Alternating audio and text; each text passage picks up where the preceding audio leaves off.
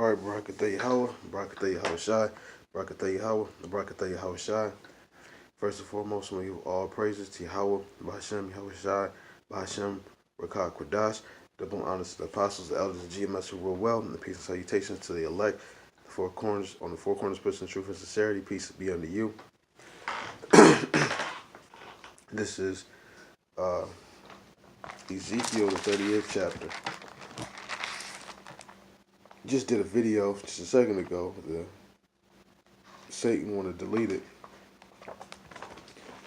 or make it to where the file was not supported. So I got to go over this again. This is Ezekiel 38th chapter. And the word of Yahweh came unto me, saying, Son of man, set thy face against Gog, the land of Magog, the chief prince of Meshech and Tubal. Now, over here in Genesis chapter 10, we're going to get a little bit of genealogy. It says, Now these are the generations of the sons of Noah, Shem, Ham, and Japheth, and unto them were sons born after the flood. The sons of Japheth, Gomer, and Magog, and Madai, and Javan, and Tubal, and Meshech, and Tiras. Now, I just mentioned Magog over here in verse 2. I read it in, Son of man, set thy face against Gog, the land of Magog, the chief prince of Meshech and Tubal, and prophesy against him. Genesis 10 and 2. The sons of Japheth, Gomer, Magog, and Madai, and Javan, and Tubal, and Meshech, and Tiras. So those are your, come from Japheth. And now, the thing is, verse 2, it says, Son of man, set thy face against Gog, the land of Magog. The land of Magog. Where is the land of Magog? It's in up north towards, Europe and Russia area. That's where Japheth was settling at. Because you look at the scriptures, you really don't hear too much about Japheth because he wasn't our neighbors. You hear about the Philistines, the Egyptians, they were right next to us. You hear about Moab a lot. You hear about Ammon, they were right next to us. You hear about, other nations that were close to us, the Ethiopians, some more so than others. But you don't really hear about Japheth. He's not nowhere near us. He was up north. You don't hear about him until the Persians and the Medes.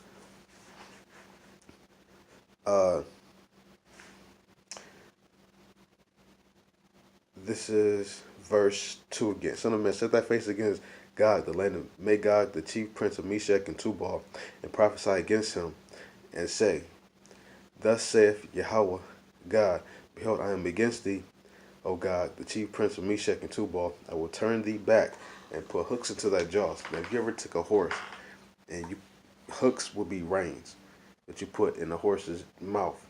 You put the hooks or the reins to his mouth to be able to steer, which way you want to go. I will turn thee back and put hooks into thy jaws, and I will bring thee forth. So, turn thee back, stop the momentum of the horse and turn him around. Put hooks into his jaw, turn him back around, make him do his will. The will of the Most High, shall I say. I will turn thee back, reading on, I will turn thee back and put hooks into thy jaws, and I will bring thee forth, and all thine army, horses and horsemen, all of them, clothed with all sorts of armor, even a great company with bucklers and shields, all of them handling swords. Persia, Ethiopia, and Libya, with them all of them, with shield and helmet, Gomer and all his bands, the house of Togarmah in the north quarters, and all his bands, and many people with thee. Be thou prepared, and prepare for thyself, thou and all thy company that are assembled unto thee, and be thou a guard unto them. So here you got, your Russians modern day, they have a company with them. They're such a big, giant powerhouse. They have such a great, powerful military. You see them constantly buying up uranium, which is one of the key elements that's needed in making nuclear energy. They're buying it up, they're giving it away, helping other nations, supplying them with arms. They're engaging in a proxy war with the United States over there in Syria. they are a guard. They other nations, they're not allowed to just hurt. Like U.S. is not allowed to just come in and just do whatever they want to do in Syria. They being met with resistance. And that's them being a guard unto the other nations. Verse 7, be thou prepared and prepare for thyself and all thy company that are assembled unto thee, and be thou a guard unto them. So everybody, is going to be safe. That's that big, Russian bear, acting as a protector. After many days thou shalt be visited in the latter years.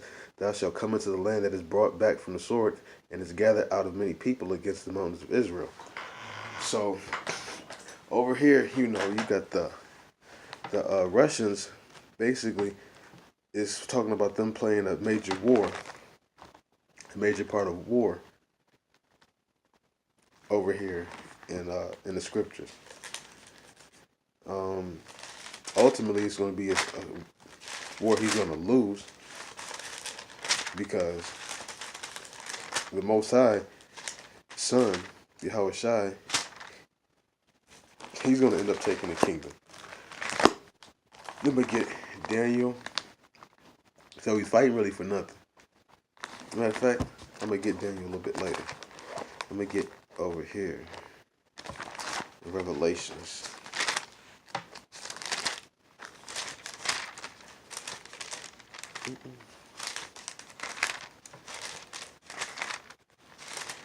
Where is he at?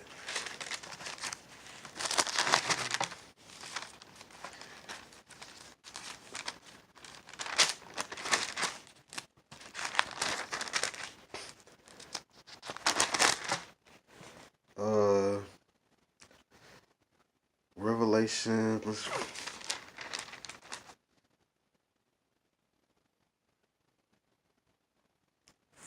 16 and verse 16. And he gathered them together into a place called in the Hebrew tongue Armageddon. So this is the place where, you're going to see the nations, they're going to, come together, and they're also going to get stomped and milly rocked on. You got grapes, you got to put all the grapes all in the same place when you stomp them out, And so they're going to come together. They think they're going to be fighting a war, to beat, the nation of Israel, but it's not going to end up happening. I'm going to read a little bit more, actually.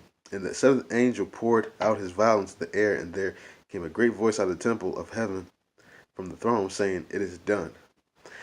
So, after you gathered them up, started this war, it says, it is done. Meaning, matter of fact, get Isaiah 33 and verse 9. So notice over here, it says they gathered them in a place called Armageddon. Because this is pertaining to war. Over here, Isaiah 33 and 9. The earth mourneth and languisheth. Lebanon is shamed and hewn down. Sharon is like a wilderness, and Bashan and Carmel shake off their fruits. Now will I arise, saith Yahweh. Same as this, now for it is done. Over here is after war. He says, now will I rise. Over here, after they're gathered in the Hebrew, the place called in the Hebrew tongue Armageddon, it says, from the voice of the temple saying, it is done. Meaning, all has been fulfilled. It's time for, them to rise up. So it's going to be war, though they say peace and safety, utterly destruction. So we're going to be looking for war as one of the signs. They're going to get it on and popping over there in the Middle East, and that's going to be, the last sign that we're going to get, and then it's on and popping. And on that note, I'm glad video deleted itself, because now it brought out even more points, and I thought it was a better video than I thought initially was. And on that note, all praises to Yahweh, Ba'ashem, Yahweh Shai, Ba'ashem, Rakah Quadash, double honors to the apostles, peace and salutations, and shalom.